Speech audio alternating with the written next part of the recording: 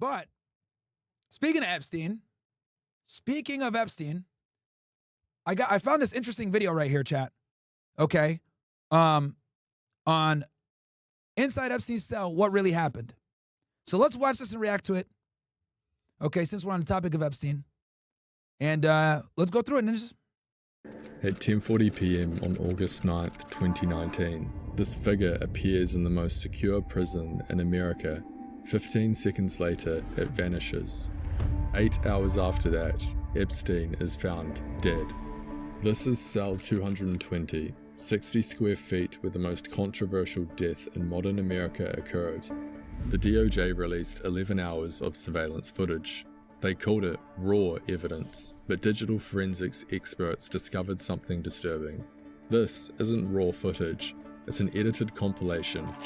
FBI Director Dan Bongino had promised. We are working on cleaning it up to make sure you have an enhanced, and we're going to give the original so you don't think there were any shenanigans. But they delivered... Man, this Epstein thing is such a fucking black eye for the Trump administration, dude. Holy shit. Edited footage instead. So what did the footage actually capture? I recreated the entire facility using official DOJ investigation materials to understand what cameras Thank you, Cub. Appreciate you with the gifted, bro. could see and what they couldn't. This is the Metropolitan Correctional Center, 12 stories towering over lower Manhattan, 750 inmates, $40 million a year to operate. This wasn't some underfunded rural jail. This was the crown jewel of federal detention. The building housed America's most... And just so you guys know, this detention center is right next to the federal courthouse where I was at when I went to do the Diddy trial. This courthouse is literally right on the same street. dangerous federal defendants. Mob bosses on the lower floors, international terrorists in the middle tiers, and on floors 9 and 10, the special housing unit, where they put the cases too high profile for anywhere else. The SHU had 42 cells across 2 tiers, the L and M tiers. This is where they housed John Gotti Jr., where El Chapo's associates waited for trial. 23 hours a day locked down, 1 hour recreation. The most secure cells in one of America's most secure facilities. This is cell 220. Reinforced concrete walls, a narrow window just inches wide, a metal bunk bed, combination toilet and sink, no television, no radio, no clock.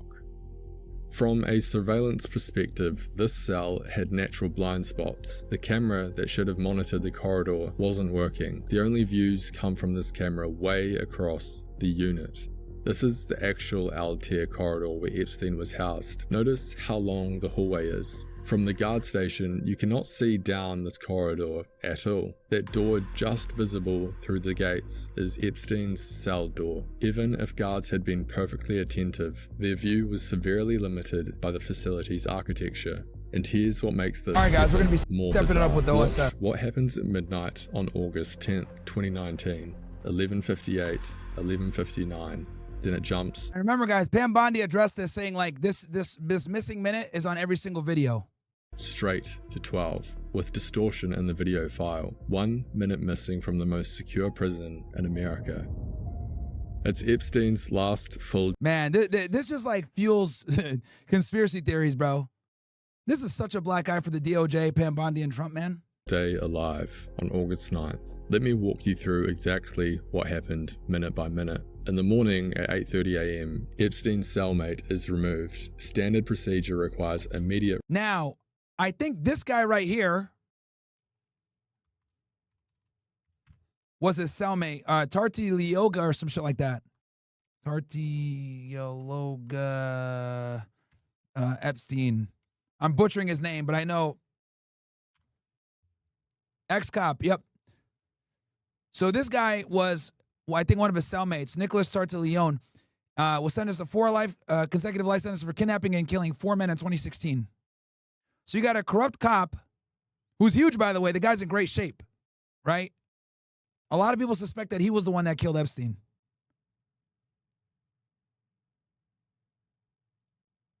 replacement with another prisoner. No replacement is assigned. Epstein is now alone. Fast forward to 7:49 p.m. Epstein is returned to cell 220 after his legal meeting. And just so you guys know, I think this guy got arrested by the FBI. For like corruption.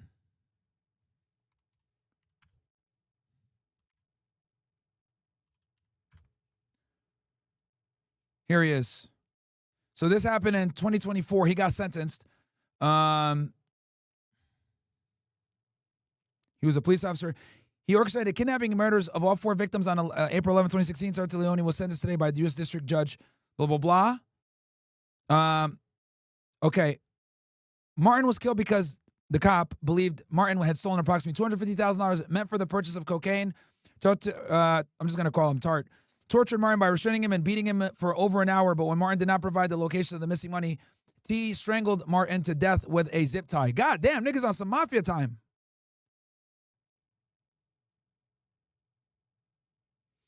Okay, so FBI and the New York State Police and the Village of Chester Police Department did the case. So this guy was dealing drugs.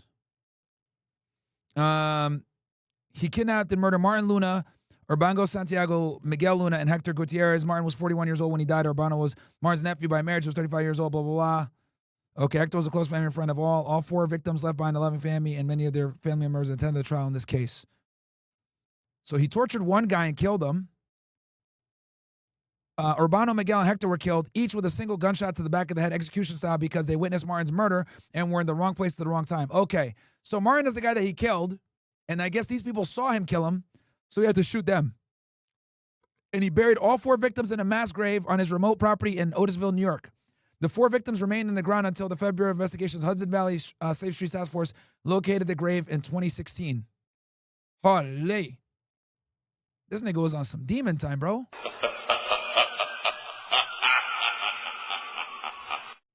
Bruh. Conspiracy to distribute possession intent 5 kilos. Yeah, these are the charges he got. Wow. Yeah, this was Epstein's cellmate, chat. This was his fucking cellmate, man. This shit is crazy. And then, what was this out of? This got to be the Southern District of New York. So you know what? Here. The cell door closes. He is alone inside. At 10 p.m., the night shift begins. 2 officers take positions at the guard station. They're responsible for monitoring 42 prisoners across the 2 tiers. One was on her 5th consecutive day. The other had just worked 18 hours straight. This wasn't... So, it's safe to say that they probably weren't going to be as attentive as they should be.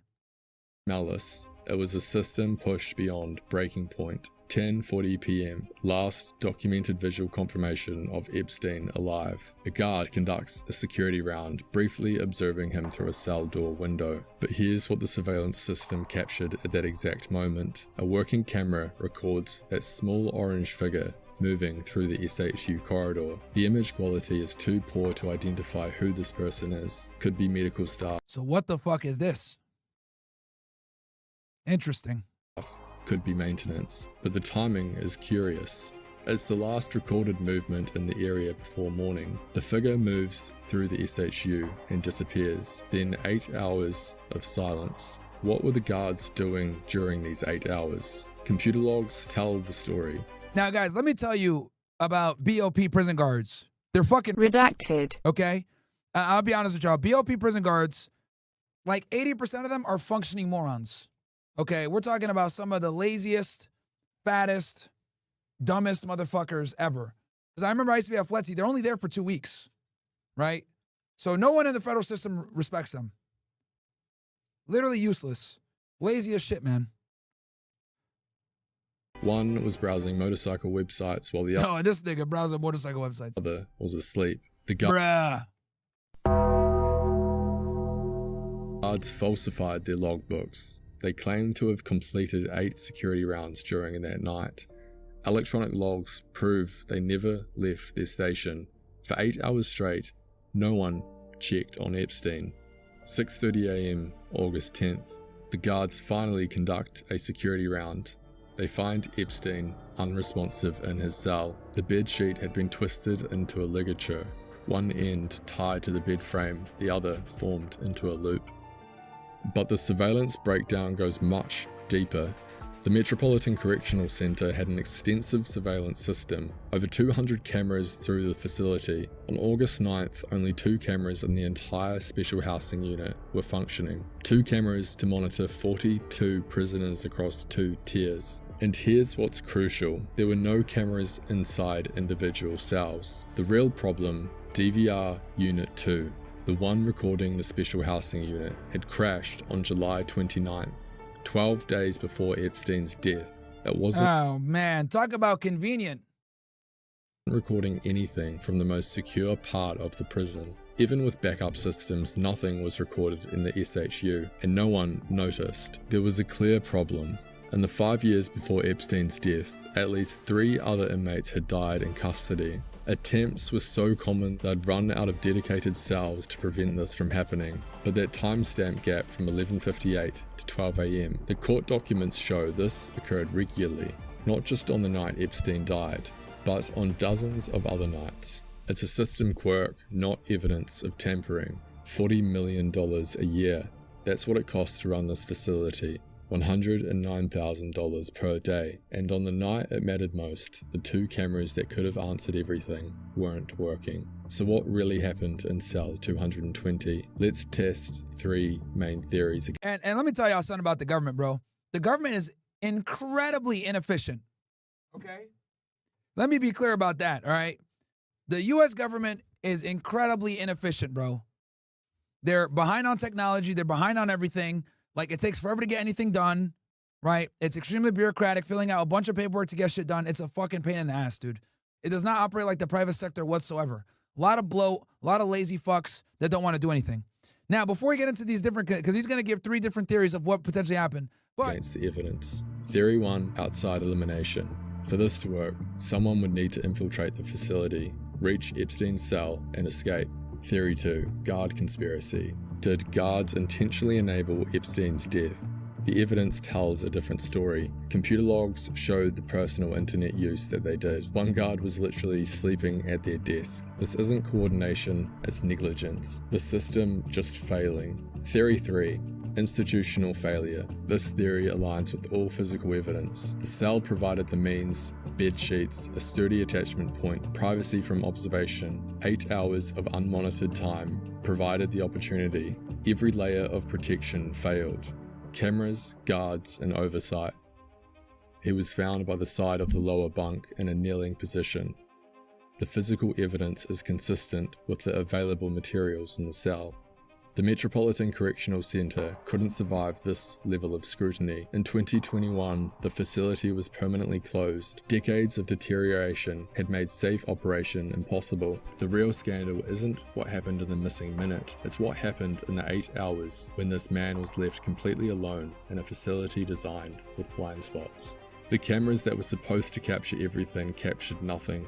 When it mattered most, the guards who were supposed to watch weren't watching. The system that was supposed to work had stopped working long before August 10th, 2019. And now, even with the footage they claim proves what happened, has been edited and compromised. Sometimes the hardest truth to accept is that we may never know what really happened in cell 220. Yep. Nobody knows at this point, man. And all this has done is just like fuel conspiracy theorists to be like, what's going on?